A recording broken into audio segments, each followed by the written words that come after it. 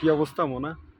এরে শতানের বাচ্চা সরকল তোর করে কই তোর করে তোরা ফিলিস্তিনের পক্ষে হয়ে মিছিল কররি মানববন্ধন কররি আরেকজনের ব্যবসা প্রতিষ্ঠান লুটফাট করি, হ্যাঁ? শতানের বাচ্চা অকল তোরা নে জেহাদ করবি।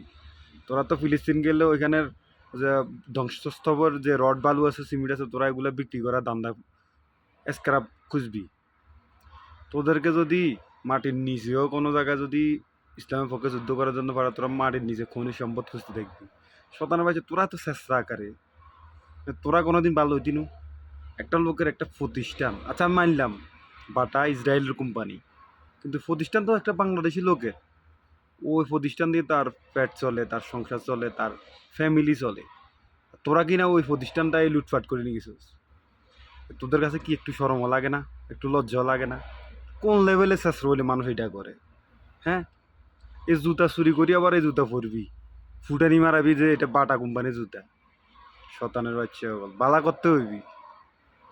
এটা তোরা এই লেভেলে শেষ রাখেন, মানে তোরা একটা সুযোগ পাইলেই হয়েছে। হ্যাঁ, শতানের বাচ্চা ভালো হইতিনু।